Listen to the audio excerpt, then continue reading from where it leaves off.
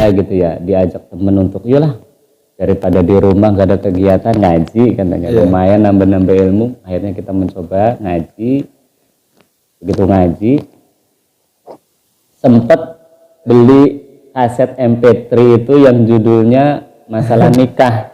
Judulnya itu nikah untuk memakmurkan bumi, judulnya itu ya nikmar untuk memakmurkan bumi gitu. MP3 daurahnya kayaknya seharian itu kita nyetel MP3-nya aja itu kadang nggak cukup berapa jam, itu bisa kalau kita setel itu bisa sehari lebih karena daurahnya itu bersambung gitu ya, bersambung kajian gitu ya, jadi kajian begitu judulnya itu masalah nikah lah. Dari situ makanya saya udah ada pandangan nih, kayaknya ini cocok nih, lain dari yang lain gitu ya.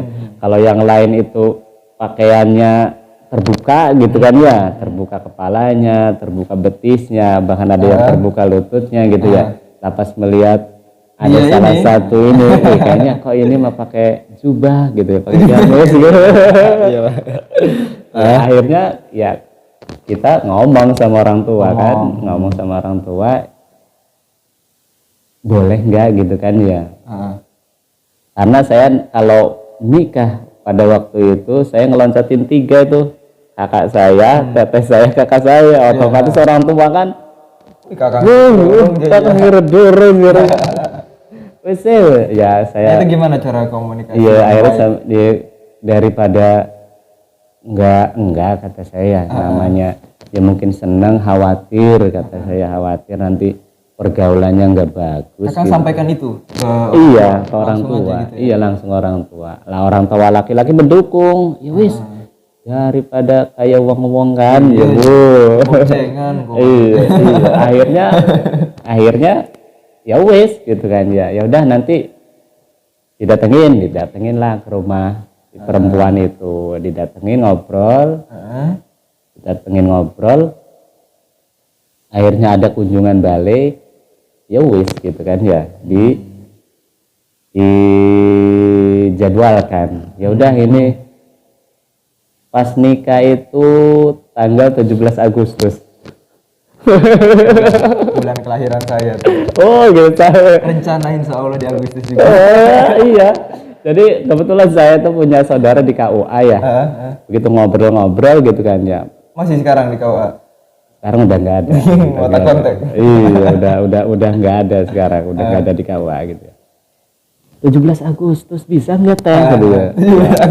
Hari kemerdekaan. Lagi lomba. Iya, yang lain upacara, yang lain panjat pinang, nanti kamu manjat apa gitu. Aduh, diledek. Manjat pinang. Ya akhirnya kan ya udah nggak masalah, nanti Pak Naibnya ke rumah gitu kan. Ya benar. Selesai upacara, naibnya tuh ke rumah, nikah di masjid. Ya nikah juga nggak rame-rame, asal disaksikan, ngundang juga. Saksi, ya? Iya, ngundang juga nggak banyak lah. Cuma teman-teman kerja sih banyak yang kita undang. Datang hari ini saya nikah, pada kaget kan, masih nikah katanya. Iya bener. Karena persiapannya bentar doang kan itu. Iya, jadi enggak pusing gitu ya, enggak capek gitu kan ya kata saya. Walimah tapi enggak juga. Walimahnya itu setelah karena ya namanya di kampung ya, nikah ngedadak itu kesannya apa ya? Ini kejadian deh kita. Iya, jadi karena kakaknya itu kerja di luar ya, tinggal di luar kakaknya itu ya. Jadi pas mastiinnya itu, jadi sebelum berangkat itu saya tuh suruh mastiin kalau kamu benar datang orang tua kamu, nanti ini adik saya jaga. Nah begitu ngomong ya udah, akhirnya calon istri itu berangkat keluar gitu kan ya. Jadi tinggal di luar karena waktu itu kakaknya itu lahiran ya. Lahiran, jadi ikut bantulah di sana karena repot, bantuin karena mungkin di sana kan kebetulan di daerah Saudi gitu ya, di Saudi nyari ya istilah nyari orang yang bantu-bantu kan nggak mudah gitu ya. Makanya udah ininya adik aja lah ke sana biar sekalian jalan-jalan atau apa di sana. Ya wes biar di sana ngedampingin. Di sana berapa bulan pulang, nah pulang langsung nikah pulang langsung nikah. Pas pulang itu saya nggak berani ngeliat wajahnya tuh. Karena ya itu, jadi keseharian saya itu ya begitu dia pergi itu udah ngaji, pengajian. Jadi nggak ada pikiran untuk mencari yang lain gitu kan ya. Karena emang saya udah berjanji, udah saya mau nikah dengan ini, sepulangnya nanti kita nikah. Akhirnya ya di sana dijagain, begitu pulang langsung nikah. Pandangan masyarakat, karena istri saya itu anak terakhir, keluarga mampu, termasuk keluarga yang mampu juga. Begitu nikah, akad doang sama jarak mungkin ini mas selamatan. Pandangan orang kan, itu tuh kejadian deh, kita salah belok atau berani. Iya, ini ketangkep hansip apa ini gitu kan? Tiba-tiba nikah. Tiba-tiba nikah katanya. Padahal nikah itu kan ngejar, karena kakaknya itu kan pulang itu kan nggak lama gitu kan. Jadi begitu ngantar dia pulang, kan cuma hitungan berapa hari, minggu atau ini 2 minggu kalau nggak salah waktu itu. Makanya kalau mau disaksiin sama saya, segera nikah. Ya wis nikah, nikah itu ya. Nikah, ngurus pendaftaran, fotokopi kian foto, langsung. Kalau dulu kan bisa cepet ya. Kalau sekarang ada penataran, misalnya ada tes ini gitu kan. Kalau dulu itu bisa cepet gitu. Apalagi punya koneksi atau keluarga di Kawah, mungkin bisa dipercepat. Akhirnya nikah. Banyak omongan, akhirnya kakaknya si istri ini nggak tahan. Dia nggak tahan tetehnya katanya. Kenapa? Banyak yang ngomongin anak terakhir, punya suaminya kerja, masih selamatan doang gitu. Omongan orang tuh. Ya kalau bagi kita kan ya udah silakan, katanya omongan yang penting sah gitu kan. Daripada dana itu untuk sesuatu sing ini, mending untuk masa depan kata saya. Bisa untuk nanti ini betul. Kan seperti itu. Jadi hendaklah ya, nasihat juga buat para pemuda, buat para orang tua, jangan kebawa gengsi lah ketika kita itu mau melangsungkan akad nikah. Ya kalau walaupun enggak istilah selamatan doang, jangan terlalu mewah akhirnya terbuang-buang gitu ya. Mending dananya itu bisa untuk usaha atau untuk yang lainnya gitu ya. Untuk kalau dia misalnya belum bekerja, mungkin dikasih, daripada buat seperti itu, buat modal gitu. Karena ada saudara saya itu, jadi hampir mantunya itu nggak ada yang kerja. Jadi saudara saya termasuk orang yang punya ya, pemborong lah. Jadi anaknya perempuan 3, nikahnya itu sama laki-laki nggak ada yang kerja itu. Tapi ya karena suka perempuannya, jadi izinin nikah gitu kan, nikah. Terus anaknya nikah. Ya karena orang tuanya mampu ya, dikasih pekerjaan, dikasih modal gitu kan, ya namanya orang tua.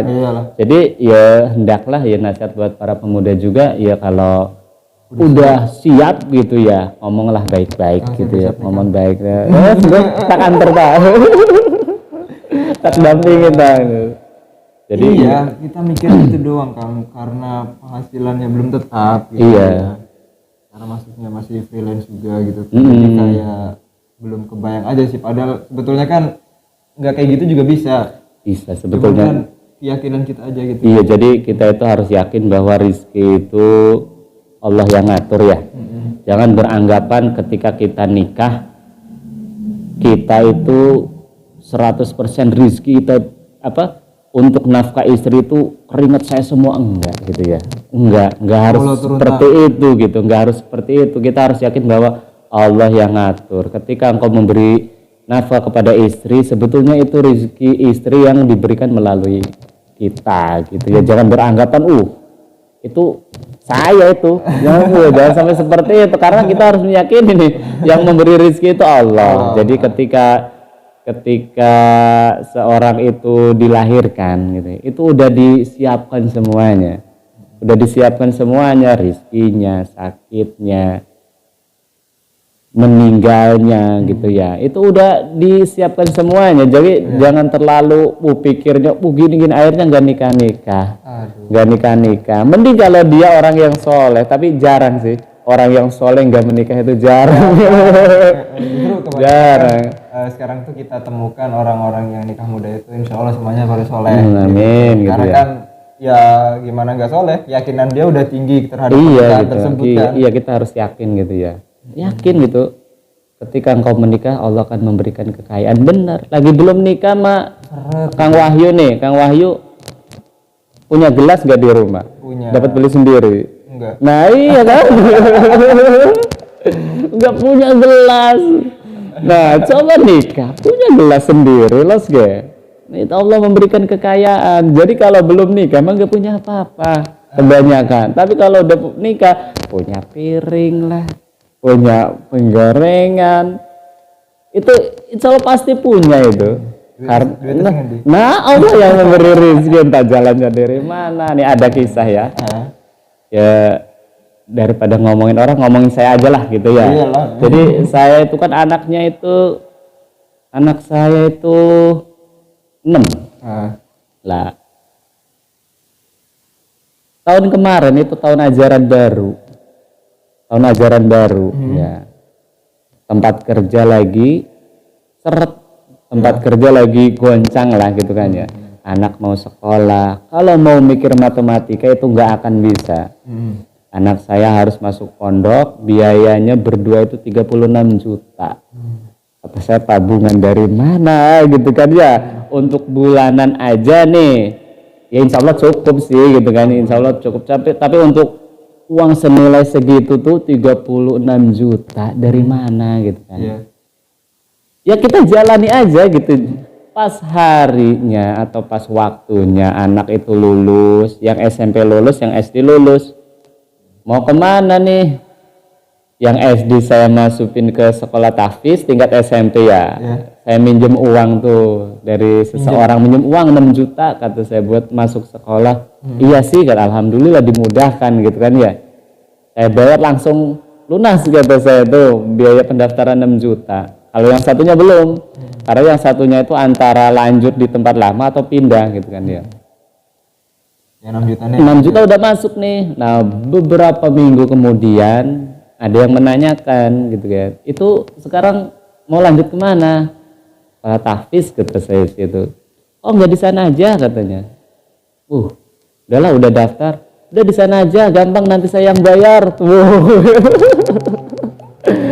Terus yang kakaknya di mana ya? Kalau lanjut di sekolah yang lama daftar ulang cuma 2,5 ya. Lah kalau pindah disatuin di tempat yang itu 18 juta. Kata dia udah sekalian sama kakaknya, bayarnya gampang nanti ditransfer. Masya Allah, alhamdulillah. Akhirnya saya konfirmasi ke sekolah yang lama, Ustadz maaf ini gini. Oh ya udah, tapi uang nggak bisa kembali ya. Nggak apa-apa Ustadz. Begitu ini bisa cuma separuh gitu. Oh ya nggak apa-apa kata saya. Ngomong lagi akhirnya begitu, Ustadz ini kata saya butuh ini. Oh ya nanti kita transfer dananya, nggak jadi kita nggak jadi pembangunan, udah infak seikhlasnya aja kan. Akhirnya kita infakin lah 2 juta lah kata saya ambil 4 juta. Saya datang ke orang yang minjamin uang itu, Pak ini saya mau bayar utang cuma 4 juta dulu. Kata bapak itu udah nggak usah, buat kamu aja. Alhamdulillah. Akhirnya dana itu buat masuk anak sekolah yang nomor 6. Yang nomor 6 akhirnya bisa masuk kan. Tadinya yang ini nih masuk sekolah enggak ya? Gimana ini? Alhamdulillah ada itu uang 4 juta bisa untuk masuk. Ujung-ujungnya masuk semua ya. Masuk semua akhirnya gitu kan. Ya kita kata saya kalau ngitung matematika yang namanya rezeki itu enggak bisa ketebak. Kita gaji sekian, kebutuhan anak sekian. Itu kalau dihitung secara ekonomi itu nggak akan kita masukin anak ke sekolah yang ini, ke sekolah ini, nggak akan, karena nggak cukup. Tapi ya kuasa Allah itu bisa gitu ya. Entah uang itu dari mana, Ya karena yang diberi rizki itu bukan hanya kita, bukan hanya dari tempat kerja kita. Allah memberi rizki untuk anak saya dari jalan bapak ini. Allah memberi rizki anak saya yang ini dari jalan ini. Itu kita nggak minta itu, nggak pengumuman, nggak donasi, enggak itu, jalan, alhamdulillah gitu ya. Alhamdulillah, yang ini bisa sekolah, yang ini bisa sekolah, semuanya alhamdulillah bisa sekolah gitu. Jadi ya nasihat kita yang untuk para pemuda nih, yang sekiranya udah mampu untuk menikah, nggak usah ditunda-tunda. Insya Allah rezeki itu ada, dan seseorang itu tidak akan meninggalkan dunia kalau rezekinya itu belum habis. Jadi kalau sekiranya rezekinya itu sudah habis, maka Allah akan memanggilnya kembali. Enggak bakal orang itu akan sengsara, kelaparan, enggak akan diambil dulu oleh Allah. Nih rezeki kamu udah habis, udah ya cukup hidupnya. Nah, berarti orang yang sudah yang meninggal itu berarti rezekinya sudah habis. Kalau masih diberi kesempatan untuk hidup, berarti Allah masih ada rezekinya untuk kita. Jadi jangan takut, jangan ragu nanti gini. Insya Allah apa maning jere wali kota sing saiki karena bos. Kalau ngomong kan wali kota yang sekarang tuh Pak Haji tuh wis pokoknya mau Cilegon Mas Soge.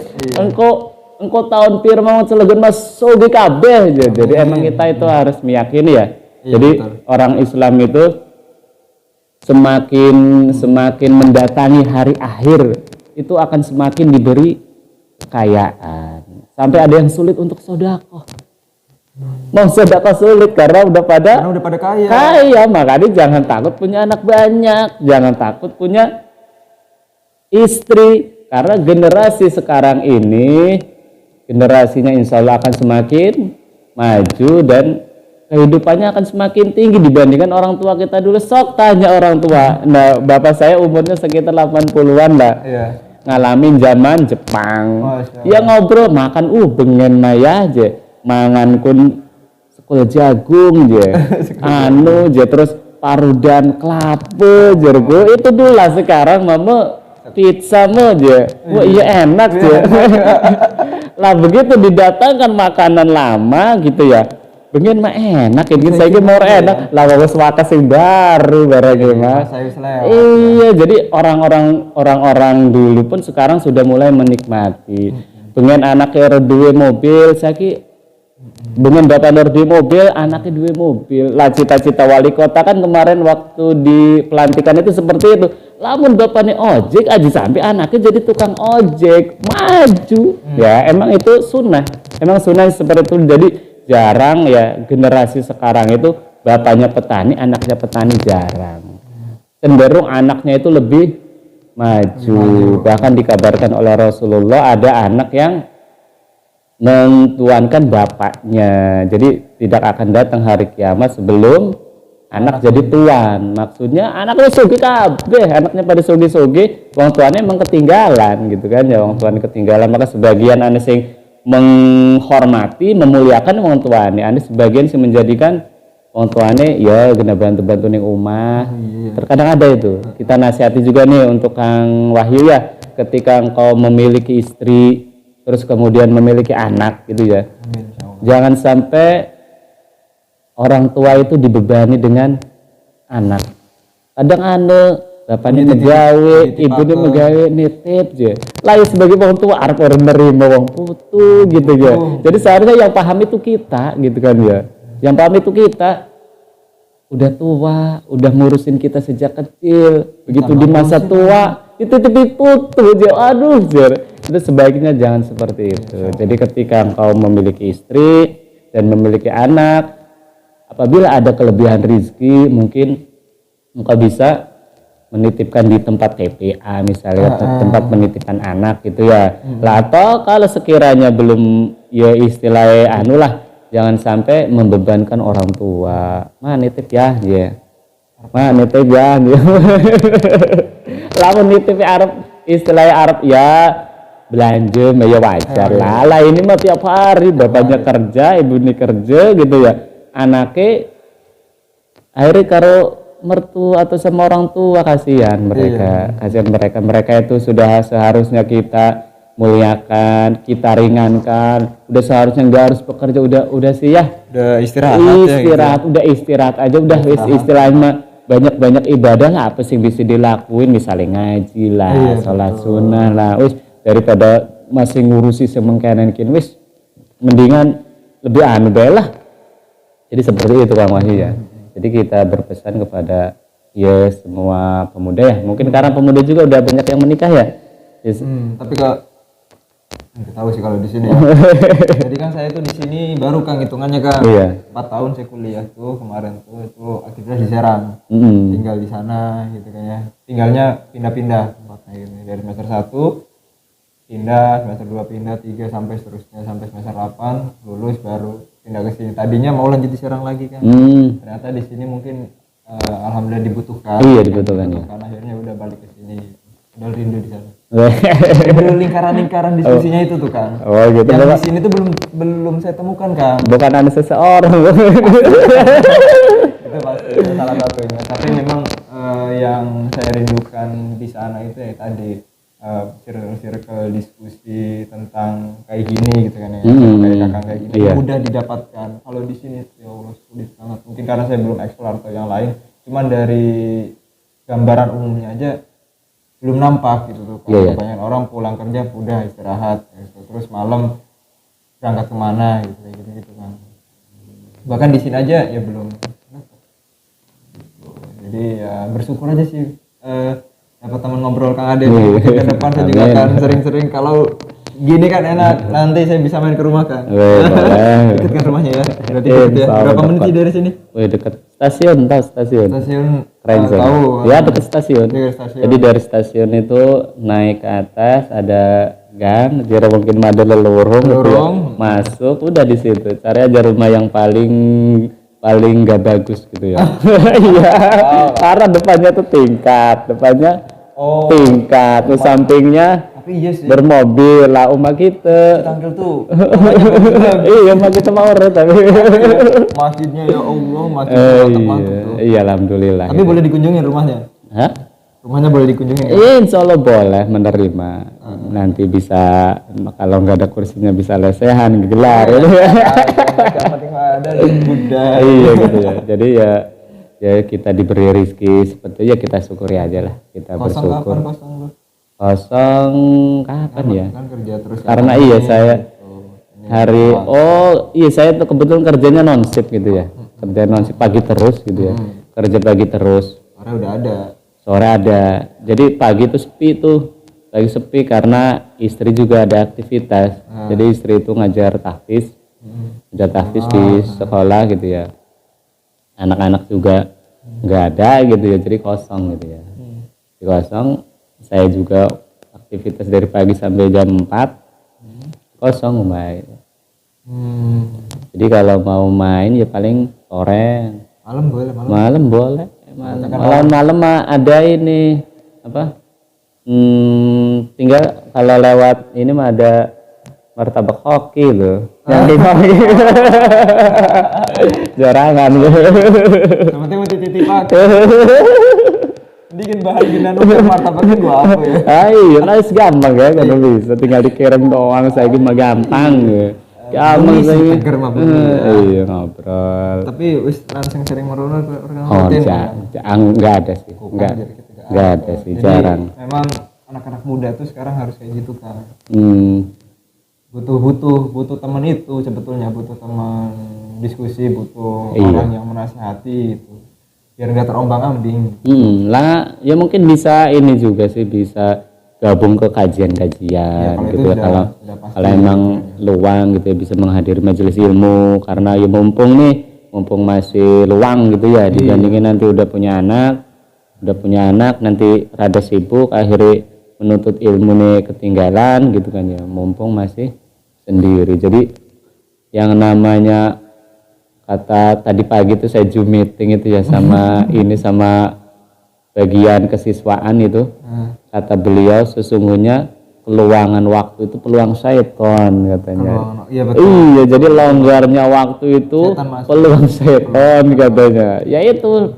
Jadi sebenarnya lagi ngejelasakan ning anak-anak ya. Jadi ning kono kan pembelajaran udah selesai gitu ya, pembelajaran udah selesai, ada yang ngomong kenapa santrinya nggak dipulangin gitu kan ya, kata ustadznya emang secara ini udah selesai, cuma kita ada kegiatan Bu, dan kita mengusahakan anak-anak itu tidak kosong waktunya, karena waktu kosong itu peluang syaitan. Emang benar, ketika orang nggak ada kegiatan buat apa ya? Kalau dia hobi ngebaca mungkin ngebaca ya. Nah, kalau dia hobi ngedengerin kajian mungkin seringnya kajian. Nah, kalau hobi nonton TV, wis hobi nih golongan, hobi nih YouTube, ya wis yang namanya kita interaksi dengan medsos itu kan yang enggak semuanya baik gitu ya. Apalagi di bulan Ramadan ini kita kan harus menjaga nih Kang Wahyu ya. Di bulan Ramadan itu kita tuh harus menjaga dari pembatal pahala. Karena kalau pembatal puasa mungkin kita paham, kita bisa fokus orang mangan, orang minum, orang berhubungan karo istri atau karo suami gitu ya. Tapi yang sering banyak orang dilupakan itu pembatal pahala, penggugur pahala. Dan ini kita harus waspada ini Kang Wahyu nih ya. Penggugur pahala ini ada yang tipis banget, ada yang sering banget dilakukan gitu ya. Yang namanya penggugur pahala, dia merasa nggak batal, emang lamun mengkenen puasa batal tak? Puasa baru batal, cuma hak ganjaran deh, rugi. Iya, jajaran Nabi kan makanya diingatkan karo Nabi kan, rubba so'imin jauh. Betapa banyak orang yang puasa, laisa lahu minasyami illal ju'wal atos katanya. Jadi betapa banyak orang yang puasa tidak mendapatkan apa-apa dari puasanya kecuali ngelih karo haus. Jadi haus ngelih ganjarannya oleh. Padahal jaran Nabi man shoma ramadhana imanan wahtisaban ghufira lahu ma taqaddama min dambi. Sing sapu-sapu puasa ning bulan Ramadan dengan penuh keimanan dan wahtisaban dan bersungguh-sungguh mengharap ganjaran dari Allah, maka Allah ngenai ghufira lahu ma taqaddama min dambi. Allah akan mengampuni dosa-dosanya yang telah lalu. Makanya Anda sing nyebutaken bulan Ramadan kan bulan pengampunan dosa, karena di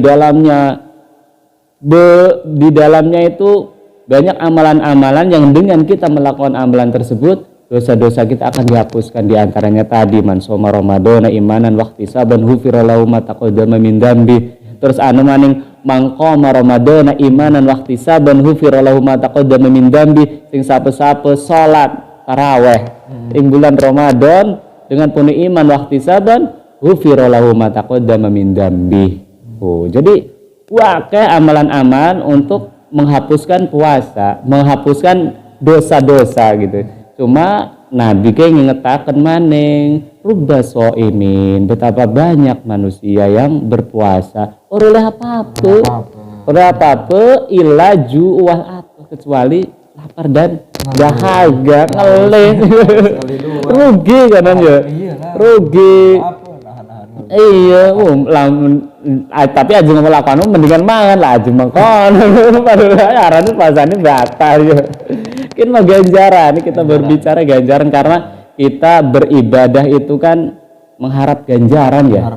Nih, perlu diingat ya, ketika kita beribadah itu jangan sampai ada paham-paham kalau kita beribadah mengharap ganjaran nanti itu termasuk syirik katanya, kata siapa gitu. Jadi ada paham-paham nih Kang Wahyu nih. Jadi ibadah itu harus ikhlas, enggak boleh mengharap ganjaran. Kalau mengharap ganjaran enggak ikhlas, kata siapa? Ini ganjaran yang ngasih Allah loh, bukan orang. Kecuali kita mengharap balasan dari orang. Iya, balasan dari manusia. Sementara kita harus mengharap kepada Allah lah. Sementara sing ngenai iming-imingkin satu Allah. Iya kan, jara Allah ghufira lahu ma taqaddama min dambi, dihapus dosane sing barang sebelumnya. Makanya kudu kita jaga ketika kita puasa, jangan sampai melakukan perbuatan-perbuatan sing ngurangi atau nguras pisan ning ganjaran kita. Apa diantaranya siji gibah kan ngomongin wah enak kan lagi ngobrol kenen. Aduh orang keras kadang orang keras lagi ngobrol asalnya mau ngobrol mengkenen suwe-suwe kan sing anu kan gapi wong iya lagu kan ngomong apa maning saiki wis terpajang pamflet atau poster-poster arep pemilu. Iya, dewan kian. Lah ning medsos maning mungkin akhirnya ning medsos sibuk komen menjelekan kian. Mungkin mengkenen ane sing nyaut maning entek ganjarane. Padahal sebagian orang ngiranya gibah itu hanya keluar dari mulut, padahal enggak. Sekarang gibah udah masuk ke tangan kita. Jadi asale lisan, lah saiki mah tambahin jadi tulisan ya. Jadi ning lisan lah diartikan bahasa Inggris mah ya tulisan ya. Jadi tulisan kan bahasa Inggris kan bahasa Arab. Mereka ngiranya tulisan itu enggak apa-apa, padahal sama. Jadi gibah itu bisa dengan gerakan tubuh, bisa misal lagi marah bisa itu bisa termasuk gibah. Makanya di bulan puasa kita tolong dijaga ya, jangan sampai amalan kita itu sulit. Waduh laku maknanya pisan, karena Rasulullah memperingatkan. Jadi di antara nikmat terbesar yaitu Rasulullah itu wis nyampaikan kabeh. Jadi apa-apa sing bisa ngerusak disampaikan, apa-apa sing bisa mendatangkan ridha Allah disampaikan. Iya makanya alhamdulillah si rendah dosanya hilang karena anak Adam pun pasti duwe dosa. Jaren Nabi kan kulubni Adam khata'un. Jadi setiap anak Adam pasti berbuat dosa. Lah makanya saya bulan Ramadan kan wayahe untuk membersihkan dosa-dosa kita, diantaranya dengan puasa, dengan qiyamul lail, salat raweh, terus ngidupaken malam Lailatul Qadar. Kita lamun dibahas menarik ini Ustaz. Cuma ya mungkin karena waktunya waktunya singkat mungkin. Iya, mungkin kita ngebahas sing ngebatalkan pahala baik karena ini sangat penting nih. Iya, jangan sampai datang Idul Fitri ngerasa bersih tapi jere amalane lah kemaknane bagaikan debu yang berterbangan. Dan itu dikabarkan oleh Rasulullah Shallallahu Alaihi Wasallam betapa banyak orang yang berpuasa dia tidak mendapatkan apa-apa kecuali lapar dan haus. Terus ning bulan Ramadan kuan tiap bengi kuan dicatat karo Allah, dibebaskan dari neraka, ini diampuni, itu setiap malam itu setiap malam. Dan ada seorang hamba jadi malam pertama udah diampuni, malam keloro udah diampuni karena orang sungguh-sungguh. Sampai malam 29 orang diampuni. Akhirnya apa? Sampai Jibril sing ngaminakan, Rasulullah sing ngaminakan dikabarkan karo Jibril. Jadi ada sebagian manusia kata ini sungguh merugi orang yang datang bulan Ramadan dan Ramadan berlalu tapi dosanya belum diampuni. Akibat apa? Satu, puasa nur sungguh-sungguh, lah terus melakukan pembatal ganjaran. Di antaranya satu gibah. Sing keroro kuan pendengaran kita. Jadi sering ngerungu sing ora baik-baik. Lagi puasa, koplo misalnya. Waduh. Misalnya makanya ya diusahakan ya ketika kita berpuasa itu jangan sampai mendengar yang macam-macam. Apa mendengar dangdut, mendengar ini lah.